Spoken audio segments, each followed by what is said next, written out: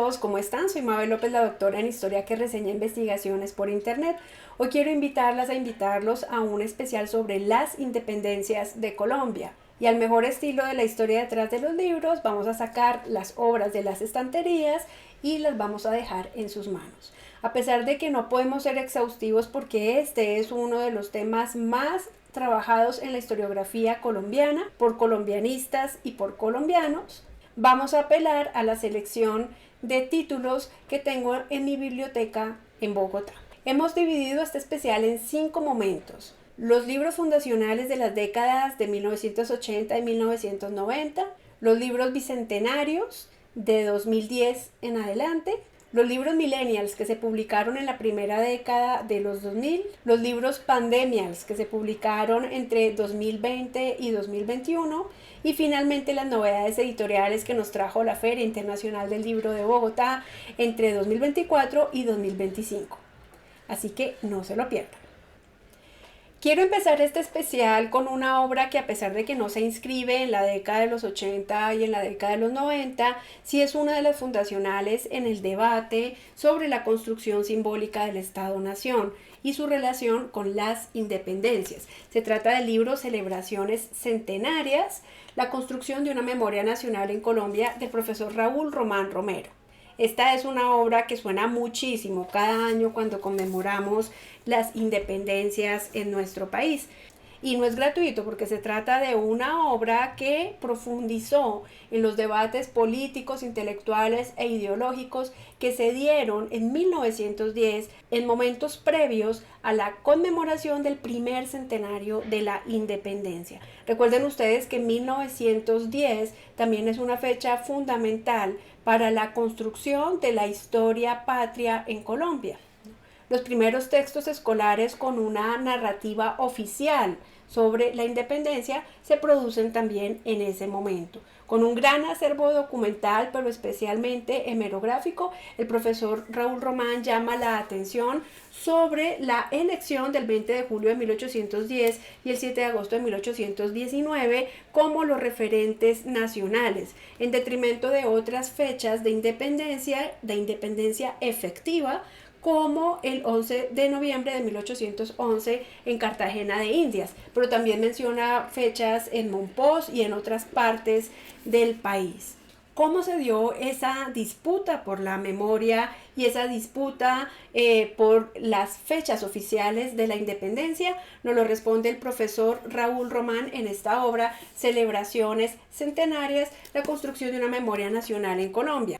Algunos de los títulos de esta obra son En busca de la unidad nacional y del fortalecimiento del Estado, La amenazante desintegración de la nación colombiana a comienzos del siglo XX, La politización, crisis y confrontación partidista en la primera década del siglo XX, el 20 de julio, Día de la Independencia Nacional, la invención de una tradición, el centenario del 20 de julio y la formación de una memoria nacional, el primer centenario que es el que él analiza, el 11 de noviembre de 1811 y su frustrado papel en la construcción de una memoria nacional, es decir, la independencia de Cartagena, y las celebraciones centenarias en Cartagena en 1911 y 1921. Bueno, con el debate historiográfico que nos plantea el profesor Raúl Román en Celebraciones Centenarias, comencemos con nuestra primera tanda, que son los libros publicados en los años 80.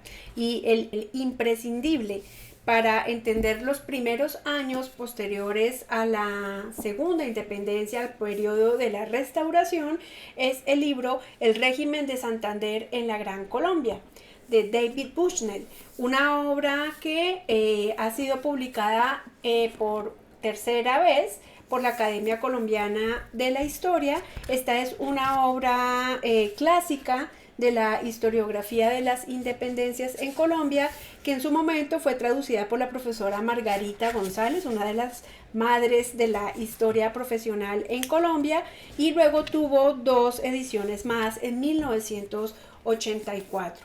Esta versión de la obra, publicada por la Academia Colombiana de la Historia, vio la luz en el año 2020. La obra abre con una introducción sobre el contexto político enmarcado en las independencias en 1810 y 1819 y la creación de la Gran Colombia.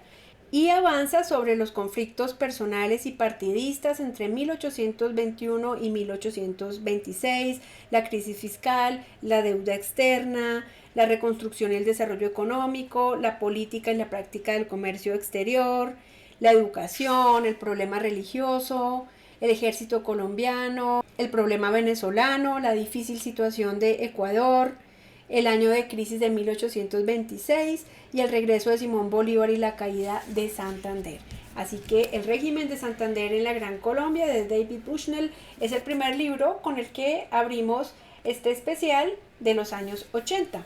El segundo libro que quiero mencionarles es precisamente autoría de la maestra Margarita González, como les digo, una de las madres de la historia en Colombia. Para mí este pequeño libro tiene un significado muy especial porque siendo aún periodista en la Universidad Nacional de Colombia, en el año 2001, cuando trabajaba en Unimedios, tuve la oportunidad de entrevistar a la maestra y de hacerle un perfil para un boletín que teníamos que se llamaba UN Programa.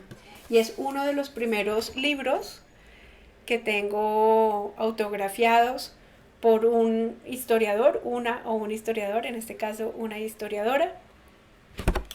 La profesora Margarita escribió en ese momento, en diciembre del 2001, para Mabel, cuyo entusiasmo envidio. Ha sido para mí desde entonces una gran inspiración y esta obra la trabajo en clase, la considero un imperdible para entender la historia de Bolívar, la independencia y sobre todo su relación con el Gran Caribe. Es un gran libro. Esta obra fue publicada por el Áncora Editores, una editorial maravillosa que tiene en su catálogo obras magníficas. Fue publicada en 1984 y profundiza en un tema no suficientemente sistematizado hasta ahora, la política caribeña del Libertador y su visión de las contradicciones prevalecientes por ese entonces en la arena internacional. Casi inmediatamente después de haber sido proclamada la República de Colombia, Bolívar impulsó la idea de liberar a Cuba y a Puerto Rico.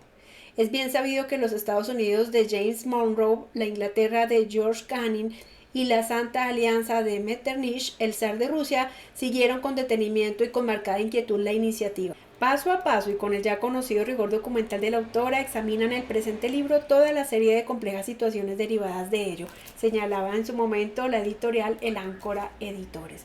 En su libro, la profesora Margarita González trabajaba temas como el fermento revolucionario del Caribe a finales del siglo XVIII, la trayectoria de la insurgencia criolla continental, el pensamiento político de Bolívar y su relación con la situación social y política del continente, el panorama americano e internacional después de la batalla de Boyacá, Cuba en los planes de la política hispanoamericana de Bolívar, el plan colombo-mexicano de atacar el fuerte de San Juan de Ulloa y Cuba, la Santa Alianza, la doctrina Monroe y su relación con los nuevos estados hispanoamericanos, el Congreso de Panamá y el tema de la independencia de Cuba.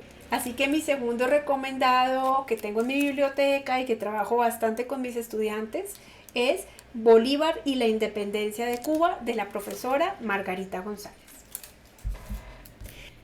El tercer libro del que les quiero hablar se llama Modernidad e Independencias, ensayos sobre las revoluciones hispánicas, de François Javier Guerra. Es una obra publicada en su primera edición en 1992 por Editorial Mafre y en tercera edición en el año 2000 por Fondo de Cultura Económica y Editorial Mafre. En este libro el profesor François Javier Guerra plantea una relación compleja entre la Revolución Francesa y las revoluciones hispánicas. Aborda la modernidad absolutista, aborda también dos años cruciales, 1808 y 1809, los imaginarios y los valores de 1808, las primeras elecciones americanas de 1809, la pedagogía política de la prensa revolucionaria española, la difusión de la modernidad, la alfabetización, imprenta y revolución en Nueva España, las mutaciones y victoria de la nación, y un capítulo titulado El pueblo soberano, incertidumbres y coyunturas del siglo XIX. Así que esta obra es la tercera recomendada de los años 80. Y en esta edición de los libros de los 80 y los 90 vamos a cerrar con otro clásico. De Alfonso Múnera, El fracaso de la nación, región, clase y raza en el Caribe colombiano, 1717-1821. Miren ustedes, esta es una de las primeras ediciones de la obra. Más adelante les voy a mostrar otras reeditadas por el Grupo Planeta en tiempos de la pandemia.